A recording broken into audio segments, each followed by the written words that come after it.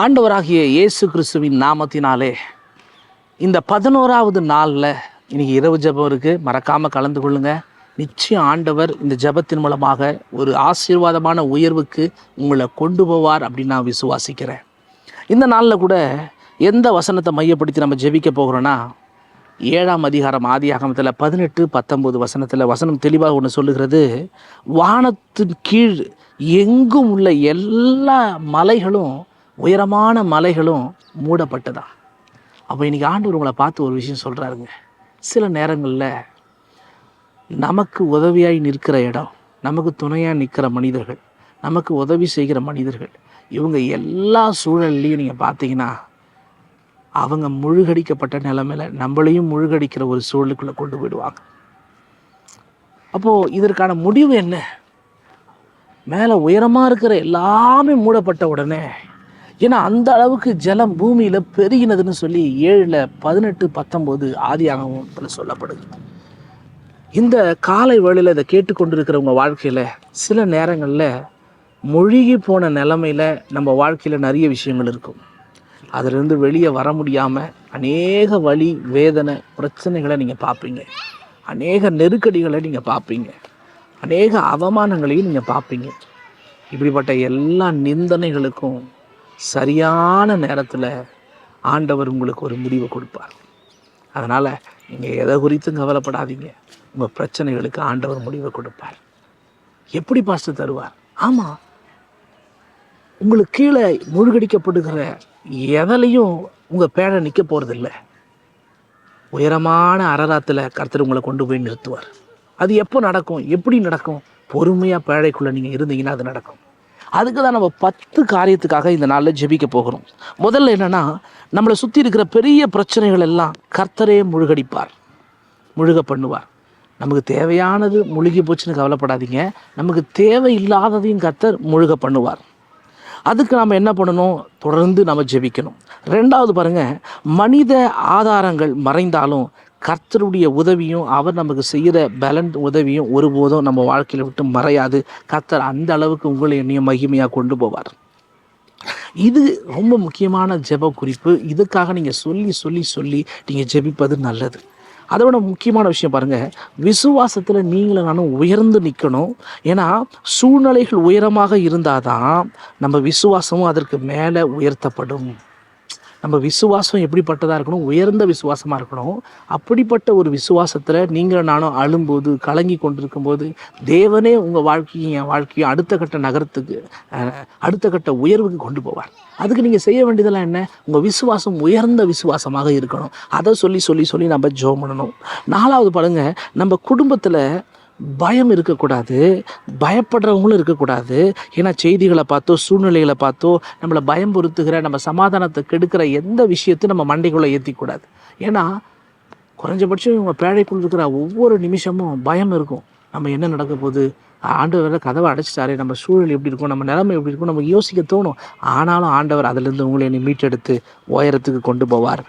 பாருங்கள், 5வது பாருங்கள், நம்ம தேவன் நம்மளை மேலே தூக்குகிறவராக இருக்கிறார். வசனம் சொல்லுது, ஜலம் பேழையின் பெருகும்போது மேலே தூக்கின அந்த காலங்கள்லாம் இருக்குது பாருங்க, அதெல்லாம் சாதாரணமான காலமே இல்லைங்க. அவ்வளோ விதமான பிரச்சனைகளை தாண்டி, நெருக்கடிகளை தாண்டி, போராட்டங்களை தாண்டி ஜலம் அந்த பேழையை மேலே தூக்குது. ஒரு பக்கம் மரங்கள்லேருந்து, செடிகள்லேருந்து ஜலத்தினால் அழியப்பட்டு கொண்டு இருக்கிற அதே நேரத்தில் பேழையை தூக்குற அந்த பெரிய வேலையை அந்த ஜலம் செய்கிறது. அப்போ கவலைப்படாதீங்க. உங்களை சுற்றி நடக்கிற எந்த விஷயமும் உங்களை மட்டும் அழிக்கிற விஷயமா இருக்காது. உங்களை உயர்த்தவும், தேவனால் நீங்கள் காக்கப்படவும், தேவனால் உயர்த்தப்படவும் கர்த்தர் ஒரு பெரிய திட்டத்தை உங்கள் வாழ்க்கையில் வச்சிருக்கிறான்றத சாட்சி வெளிப்படவும் கர்த்தர் உங்களை உயர்த்துவார். அதை சொல்லி நம்ம ஜெபம் பண்ண போகிறோம். ஏன்னா தேவன் உங்களை மேலே தூக்குகிறவர், ஒரு நாளும் கீழே போடுறவர் இல்லை. 6வது பாருங்கள், துன்பத்தில் கூட தேவன் உங்களோடு இருக்கிறார். உங்கள் வாழ்க்கையை நடத்துவார். பேழைக்குள்ளே இருந்தவங்க பட்னியாக இருந்தாங்களா? சாப்பிடாமல் இருந்தாங்களா? இல்லைங்க, துன்ப காலத்திலையும் கர்த்தர் அவர்களை நடத்தினார். அதுதான் ரொம்ப தெளிவாக இருக்குது. சூழ்நிலை மட்டுமல்ல, சோதனைகள் நம்மோடு கூட இருந்தாலும் கர்த்தர் நம்மோடு கூட இருந்து அதை மேற்கொள்ளும்படி நம்ம பலப்படுத்துகிறார். பாருங்கள், 7வது பாருங்கள், குடும்ப ஒற்றுமையில் ரொம்ப முக்கியமானது என்னென்னா, எல்லாருமே வீட்டில் அமைதியாக இருந்தாங்க, முறுமுறுக்காமல் இருந்தாங்க. சில நேரத்தில் நம்ம வீட்டில் இருக்கிறவங்க அமைதியாக இருக்க மாட்டாங்க, முறுமுறுக்கிறவராக இருப்பாங்க. அப்போ நம்ம சொல்லணும், ஆண்டவர் நம்மளை உயரத்துக்கு கொண்டு போகணுமா, அரராத்துக்கு கொண்டு போகணுமா, தேவன் உங்களை பலப்படுத்தி ஒரு நல்ல இடத்துக்கு உங்களை கொண்டு போகணுமா, நீங்கள் செய்ய வேண்டியதெல்லாம் என்ன தெரியுமா, முறுமுறுக்கக்கூடாது. எஸ், அதை நம்ம சொல்லி நம்ம ஜெபம் பண்ண போகிறோம். 8வது பாருங்கள், நீங்களும் நானும் மறைக்கப்பட்ட ஒரு பாதுகாப்பில் இருக்கணும். எப்படி மறைக்கப்பட்ட பாதுகாப்புனா, உலகமே அழிஞ்சிட்டு இருக்கு, ஆனால் ஒரு பேழை மட்டும் பாதுகாக்கப்படுது. கோபத்தில் சில மனிதர்கள் அதை தாக்க முயற்சி பண்ணலாம், கோபத்தில் சில மிருகங்களை கூட தாக்க முயற்சி பண்ணலாம்.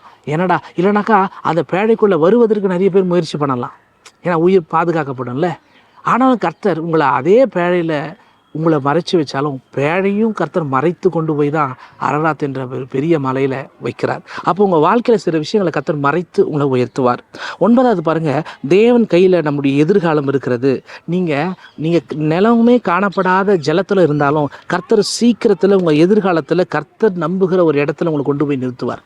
உங்களுக்கு எந்த இடம் தெரியாதுல்ல, உங்களுக்கு அந்த இடத்துக்கு போகணும் இந்த இடத்துக்கு போகணும் ஜபமும் கிடையாது இல்லை, ஏன்னா உலகத்தில் தான் இடமே இல்லையே, எல்லாம் முழுக பண்ணியாச்சே. அப்போ கர்த்தர் நம்புகிற இடம், கர்த்தருக்கு உங்களை எங்கே வச்சா நீங்கள் நல்லா இருப்பீங்கன்னு அவர் முடிவு பண்ணுற இடத்துக்கு கர்த்தர் கொண்டு போவார். அதனால் நீங்கள் கவலைப்படாதீங்க, உங்கள் எதிர்காலம் தேவனுடைய கையில் இருக்குது. இதெல்லாம் தாண்டி மிகப்பெரிய சோதனையிலிருந்து கர்த்தர் மிகப்பெரிய ஆசீர்வாதத்தை 10வது உங்களுக்கு கொடுப்பார். ஏன் மிகப்பெரிய ஆசீர்வாதம் அதுதாங்க அரராத். அப்போ இந்த நாளில் கூட கர்த்தர் உங்கள் வாழ்க்கையில் ஒரு மிகப்பெரிய ஆசீர்வாதத்தை வச்சுருக்கிறார். 10 காரியத்தை நீங்கள் சொல்லி ஜெபிக்கும்போது ஆண்டவர் உங்கள் வாழ்க்கையில் அவர் செய்கிற அற்புதம் ரொம்ப பெருசுன்றதை உங்களால் பார்க்க முடியுங்க. அது சாட்சியாக இருக்குங்க. கர்த்தர் அப்படியே உங்களை நடத்துவார். அதனால் தொடர்ந்து நம்ம ஜெபிக்கலாம். ஆண்டவரே, அப்பா இப்போ சொன்ன இந்த 10 காரியத்தை உங்கள் கரத்தில் கொடுக்குறோம்ப்பா.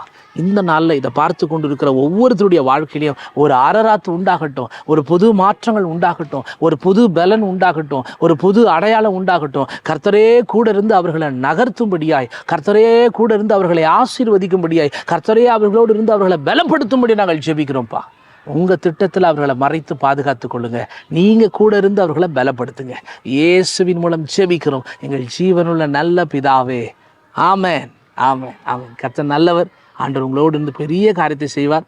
இந்த நாளில் அவருடைய சித்தத்துக்கு உங்களை ஒப்பு கொடுங்க, அவர் உங்களை உயர்த்துவார். காட் பிளஸ் யூங்க. புதிய ஆரம்பம் இன்னைக்கு confirm. God bless you. Amen.